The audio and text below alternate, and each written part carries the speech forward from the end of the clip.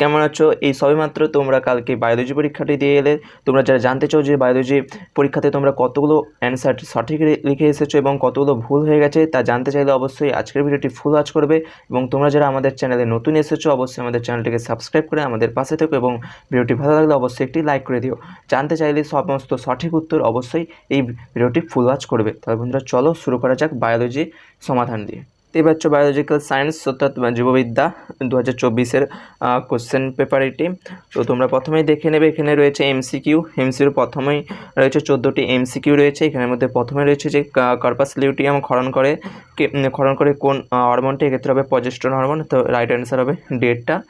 তো দ্বিতীয়টি হচ্ছে যে অ্যামনিওসিন্থেসিসের মাধ্যমে নিচের কোন রোগটি শনাক্ত করা যায়। তো এক্ষেত্রে ডাউন সিনড্রোম, কেননা অ্যামনিওসিন্থেসিসের মাধ্যমে নানা বংশগত রোগই শনাক্ত করা যায়।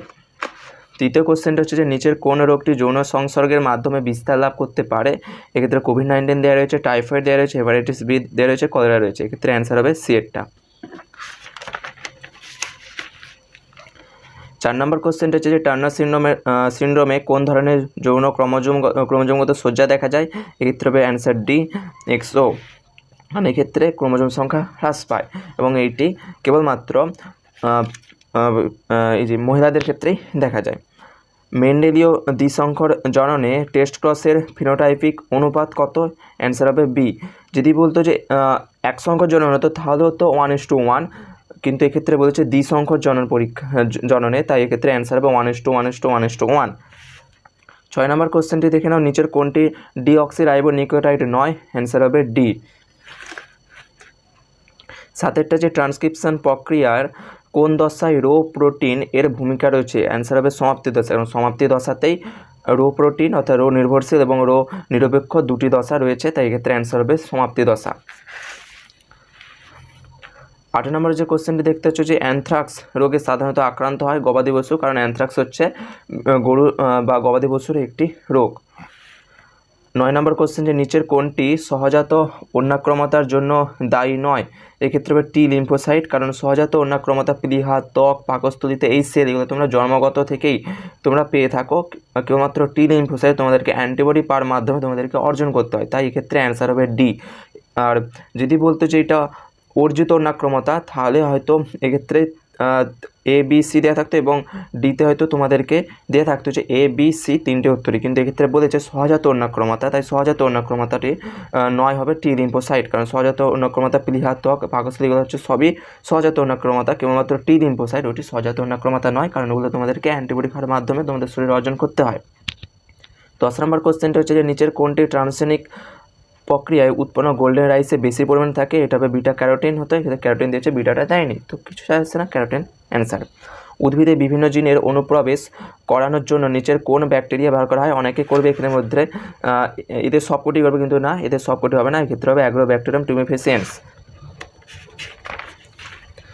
এখানে 11 নম্বর যে কোশ্চেনটি রয়েছে জুপ্লাঙ্কটন হলো এক্ষেত্রে প্রাথমিক খাদ্য, কারণ অনেকে বলবে যে এটা হয়তো গৌণ প্রগৌণ হতে পারে না, কারণ এক্ষেত্রে ফাইটোপ্লাঙ্কটন হচ্ছে আমাদের উৎপাদক, তারপরে রয়েছে জুপ্লাঙ্কটন যেটা হচ্ছে প্রাথমিক খাদক, তারপরে মাছ জাতীয় যে রয়েছে তারা হচ্ছে গৌণ খাদক, তারপরে সর্বোচ্চ শ্রেণীর খাদক তারা হচ্ছে প্রগৌণ খাদক, তাই অ্যান্সার হবে বি, প্রাথমিক খাদক। নিচের কোনটি ইনসিটু সংরক্ষণের সঙ্গে সংশ্লিষ্ট নয়? এইটা হবে স্যাংচুয়ারি, কারণ ইনসিটু সংরক্ষণের মধ্যে পড়ে উদ্ভিদ উদ্যান, জাতীয় উদ্যান বা স্পেসিস রিজার্ভ। কেবলমাত্র স্যাংচুয়ারি এটা হচ্ছে এক্সিটু সংরক্ষণের বিষয়, তাই ক্ষেত্রে স্যাংচুয়ারি হবে রাইট অ্যান্সার। জাংলা উদ্ভিদের বৈশিষ্ট্য হলো পুরো কিউটিকল, নিমজ্জিত পত্রান্ত, এ ও বি উভয় না, এদের কোনটি নয়, এক্ষেত্রে হবে অ্যান্সার সি। তারপরে তোমরা দেখতে পাচ্ছ যে এসিকিউ টাইপ কোশ্চেন এসে গেছে 4 নম্বর, এক্ষেত্রে তোমরা পেয়ে যাবে সহজই কোশ্চেন রয়েছে জিপ্ট কি? জিপ্ট হচ্ছে জাইগোট ইন্টারফ্যালফেন ট্রান্সফার। তারপরে দেখো যে আলু গাছের ব্যবহৃত পরিবর্তিত কাণ্ডাংশের অঙ্গ সংস্থানগত নাম দেখো। তারপরে হচ্ছে ডিএনএ রেপ্লিকেশনের 3' থেকে 5' এক্সোনিউক্লিয়েজ সক্রিয়তা কোন কাজে ব্যবহার করা হয়। তারপরে দেখে নাও যে ম্যালিগন্যান্ট ম্যালেরিয়া আর অক্সিস্টারে প্রোটোজোয়ার বিজ্ঞান সংস্থার নাম হচ্ছে কি? ক্ষেত্রে হবে প্লাজমোডিয়াম ফ্যালোস্পেরাম। বায়োম কি? এটা হচ্ছে কোনো জলবায়ুর তারতম্যের ভিত্তিতে যে সমস্ত বাস্তুতন্ত্র গঠিত হয় তাদেরকে সম্ভবত বায়োম বলা হয়। তারপরে দেখো যে জৈব বিবর্ধন বায়োম্যাগনিফিকেশনস হয় এমন একটি রাসায়নিক পদার্থের নাম, এক্ষেত্রে এগুলো হতে পারে BHC বা DDT, ইথেন ট্রাইক্লোরোডাইথেন, সরি ভুল হতে পারে, আমি বায়োলজির শিক্ষক নয়, আমি ফিজিক্সের টিচার, তাই এক্ষেত্রে যদি কোনো ভুল হয়ে থাকে অবশ্যই আমাকে ক্ষমা করে দিও। তারপরে তোমরা দেখে নাও যে 2 নম্বরের কোশ্চেন শুরু হয়ে গেছে বহুভ্রূণতা কি, যে একটি ডিম্বকে একাধিক ভ্রূণের অবস্থান হলে তাকে বলে বহুভ্রূণতা। উদাহরণ তোমরা পাইনাস সাইকাস দিতে পারো। তারপরে বার্থোদিন গ্রন্থি কোন জনতন্ত্রের বৈশিষ্ট্য, কোন হরমোনের প্রভাবে দুগ্ধক্ষরণ শুরু হয়, এটা প্রোল্যাক্টিন। দ্বিতীয় যে দেখতে পাচ্ছ ক্রোমোজোমের মুখ্য কাজ ও গৌণ কাজের কার্যত পার্থক্য লেখো। পোলট্রি ফার্মের সুবিধা উল্লেখ করে, এটি ভীষণ সহজ। তারপরে হচ্ছে গরুর একটি উন্নত দুগ্ধ উৎপাদনকারী জাতের নাম শাহিওয়াল হবে। ভারতে পালন করা হয় এমন একটি মৌমাছি প্রজাতির বিজ্ঞানসম্মত নাম এফিস ইন্ডিকা সম্ভবত। তো ভুলে থাকলে আমাকে ক্ষমা করে দিও, আমি আগেই বলেছি আমি বায়োলজির টিচার নয়, আমি ফিজিক্সের টিচার। চতুর্থ যে কোশ্চেনে দেখতে পাচ্ছ যে বায়োটেকনোলজিতে স্প্লিসিং পদ্ধতিটি কেন ব্যবহৃত হয়, অথবা ভেক্টর কীভাবে ভেক্টরকে ব্যাকটেরিয়ার কোষে প্রবেশ করানো হয়। তারপরে হচ্ছে 5 নম্বর কোশ্চেন জাতীয় উদ্যান বলতে কী বোঝো, বায়োস্ফিয়ার রিজার্ভ কাকে বলে, খুবই সহজ। তারপরে 3 নম্বরের কোশ্চেনগুলো দেখো যে বায়োপরাগের ফলে যে কোনো দুটি চারিত্রিক বৈশিষ্ট্য উল্লেখ করো, উস্ফোর কী, অথবা উজোনেসিস বলতে কী বোঝো, প্লাসেন্টা যে কোনো একটি অন্তঃক্ষরাধর্মী কাজে দেখো। দ্বিতীয় হচ্ছে ডাউন সিনড্রোম ও ক্লাইনেফেল্ডার সিনড্রোম এর কারণগুলো উল্লেখ করো, কাইনেটিকর কী। আর বিবর্তনের তৃতীয় যে কোশ্চেনটি রয়েছে দেখো বিবর্তনের যে কোনো দুটি আণবিক প্রমাণ উল্লেখ করো, জেনেটিক ড্রিফট কী। অথবা রয়েছে যে মিউটেশন কি, মিউটেশন সংক্রান্ত হুগো ডি ভ্রিসের পরীক্ষাটি সংক্ষেপে লেখো। তারপরে দেখো যে কোষভিত্তিক অন্যাক্রমতা ও রসভিত্তিক অন্যাক্রমতার মধ্যে পার্থক্য, বিনাইন টার্সিয়ান ম্যালেরিয়া রোগের জন্য দায়ী পরজীবীর বিজ্ঞানসম্মত নাম কি, ক্ষেত্রে হবে প্লাজমোডিয়াম ভাইভেক্স। মানব দেহে মদ্যপান এর কয়েকটি কুপ্রভাব উল্লেখ করা। আশা রাখছি এই কোশ্চেনটি তোমরা সবাই পারবে, কারণ এগুলো তোমরা ছোটোবেলা থেকেই জেনে এসেছো। তার সাথে কোকেন কোন ধরনের ড্রাগ, এটা উত্তেজনা সৃষ্টিকারী ড্রাগ। উদ্ভিদ প্রজনন বৃদ্ধির উদ্দেশ্যগুলি বর্ণনা করো। তার সাথে একটি মাইনর কার্পের বিজ্ঞানসম্মত মাইনর কার্প পুটি হতে পারে, বাটা হতে পারে, কিন্তু তার কেবলমাত্র তোমরা যদি পুটি বা বাটা তোমরা লিখো তাহলে নাম্বার তোমাদেরকে হয়তো নাও দিতে পারে বা হাফ দিতে পারে। এক্ষেত্রে তোমাদেরকে বিজ্ঞানসম্মত নাম বলতে বলছে, তাই বিজ্ঞানসম্মত নাম যদি তোমরা বাটা করো তো হবে লেবিও বাটা। অথবা উদাহরণসহ শিল্প উৎপাদনে অণুজীবদের ভূমিকা সম্পর্কে সংক্ষিপ্ত টিকা লেখো। তার সাথে 7 নম্বর কোশ্চেন জেনেটিক ইঞ্জিনিয়ারিংয়ের ধাপগুলি সংক্ষেপে উল্লেখ করো। তার সাথে সিডিএনএ বলতে কী বোঝো। 8 নম্বর কোশ্চেনে তোমরা দেখতে পাচ্ছ যে ট্রান্সজেনিক উদ্ভিদ কাকে বলে, একটি উদাহরণ দাও। তার সাথে নকআউট ইঁদুর কী, অথবা বায়োপাইরেসি বলতে কী বোঝো, একটি উদাহরণ দাও। 9 নম্বর যে কোশ্চেনটি দেখতে পাচ্ছ পাখির খেচর অভিযোজনগুলি সংক্ষেপে বর্ণনা করো, প্রাণী জগৎ থেকে অভিসারী অভিযোজনের একটি উদাহরণ দাও। তো তোমরা এই ক্ষেত্রে তোমরা দেখে নেবে যে পাখির খেচর অভিযোজন সবাই ভেবেছিল হয়তো কোনো লবণাম্ব উদ্ভিদ বা জেরোফাইট বা হাইড্রোফাইট এই জাতীয় সমস্ত উদ্ভিদের অভিযোজনগত বৈশিষ্ট্য দেবে, কারণ এগুলো এবিটিতে তোমরা প্রায়শই দেখতে পেয়েছিলে।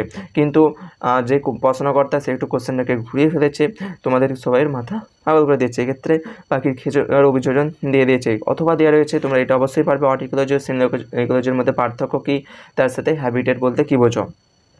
তো তোমরা আশ্চর্যজনকভাবে দেখে নেবে 5 নম্বরে আমি যে সমস্ত কোশ্চেনগুলো তোমাদেরকে সাজেশান দিয়েছিলাম সেই সমস্ত কোশ্চেনে অনেকেই মানে বেশিরভাগটাই এতে কমন এসেছে।